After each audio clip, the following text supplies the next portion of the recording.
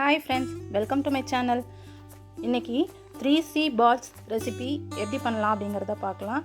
Corn, cheese, capsicum இந்த 3 இன்க்ரீடியன்ஸையும் வச்சு இந்த மினி பால்ஸ் ரெடி பண்ணியிருக்கேன். குழந்தைங்களுக்கு முதல்ல பெரியவங்க வரைக்கும் எல்லாருக்குமே ரொம்ப பிடிக்கும். சீஸ் இருக்கிறதுனால இதில் ஹையாக கால்சியம் இருக்குது, விட்டமின்ஸ் ஏடிகே அண்ட் ஜிங்க் இதெல்லாம் இருக்குது. கேப்சிகம் இம்யூனிட்டியை டெவலப் பண்ணுறதுக்கும் அண்ட் பிளட் குளுக்கோஸை மேனேஜ் பண்ணுறதுக்கும் யூஸ் ஆகுது. கார்னில் ஹை ஃபைபர் கண்டென்ட் இருக்கிறதுனால ஈஸி டைஜஷனுக்கு ஹெல்ப் பண்ணுது.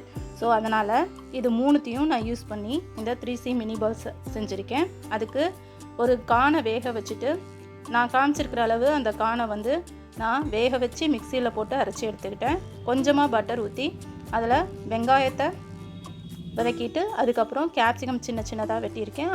கேப்சிகம்மை போட்டு வதக்கிட்டு உப்பு கொஞ்சமாக போட்டு அதையும் வதக்கிட்டு அதுக்கப்புறமா நம்ம பேஸ்ட் பண்ணி வச்சுருக்கிற அந்த கானை சேர்க்கறதுக்கு முன்னாடி கொஞ்சமாக இஞ்சி பூண்டு பேஸ்ட்டு ஒரு 1/2 டேபிள் ஸ்பூன் சேர்த்து அதையும் நல்லா வதக்கிக்கணும். அதுக்கப்புறமா இந்த கானை அரைச்சி வச்சுருக்கோம்ல அதையும் போட்டு நல்லா வதக்கிட்டு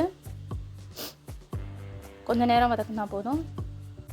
எல்லாத்தையும் சேர்த்ததுக்கப்புறம் அதோட கொத்தமல்லி தழை கொஞ்சமாக சேர்த்து அதையும் மிக்ஸ் பண்ணி எடுத்துக்கிட்டு இதை ஸ்விட்ச் ஆஃப் பண்ணிவிட்டு ஒரு பவுலுக்கு ட்ரான்ஸ்ஃபர் பண்ணிக்கிறோம்.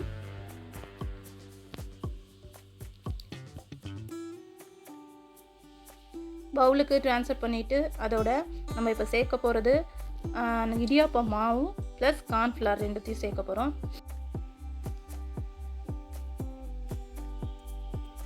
நான் ஒரு சின்ன டம்ளருக்கு பச்சரிசி மாவும் 2 டேபிள் ஸ்பூன் கார்ன்ஃப்ளவரும் இதோட சேர்த்துக்கிறோம்.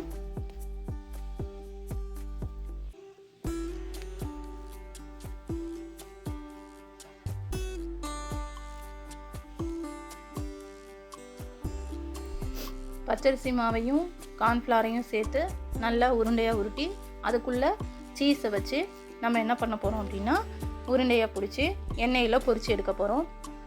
இந்த டம்ளருக்கு நான் 1/2 கப்புக்கு கீழே மாவு எடுத்துட்டேன். 2 டேபிள் ஸ்பூன் கார்ன்ஃப்ளவர் எடுத்துட்டேன். சேனலை சப்ஸ்கிரைப் பண்ணாமல் பார்த்துட்டு இருக்க ஃப்ரெண்ட்ஸ்லாம் மறக்காமல் சப்ஸ்கிரைப் பண்ணிக்கோங்க. இப்போ இந்த மாதிரி நல்லா மிக்ஸ் பண்ணதுக்கப்புறமா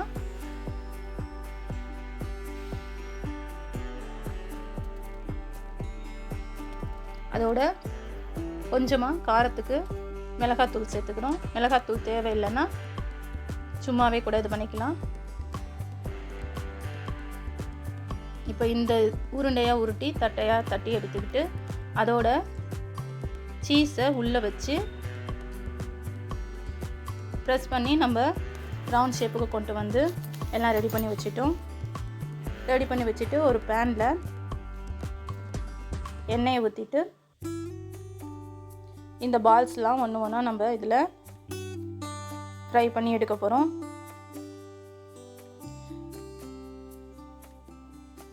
நல்லா எண்ணெய் சூடானதுக்கு அப்புறம் தான் பால்ஸை சேர்க்கணும்.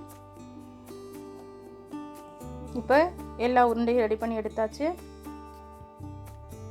அதை கார்ன்ஃப்ளவர் ஒரு பிளேட்டில் கொஞ்சமாக சேர்த்துட்டு மேலே மட்டும் நம்ம அதில் கொஞ்சமாக பிரட்டி எடுத்துட்டு எண்ணெயில் போட்டு வறுத்து எடுத்துக்கலாம்.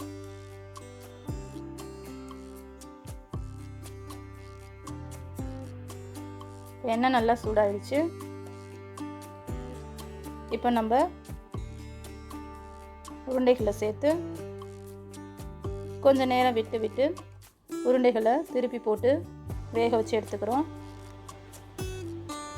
எப்போவுமே நம்ம எதையாவது வேக வைக்கிறோம், எண்ணெயில் போட்டு பொரிச்சு எடுக்கிறோம் அப்படின்னா அந்த பொரிஞ்சு வர்ற அந்த பால்ஸ் எல்லாம் என்ன ஆகணும், ரெடியூஸ் ஆயிரும். நல்லா உள்ளே எல்லாம் வெந்துருச்சு அப்படின்னா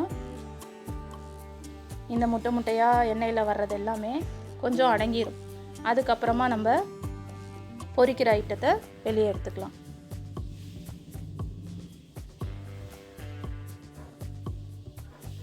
இப்போ பால்ஸ் எல்லாத்தையும் பொரித்து எடுத்தாச்சு.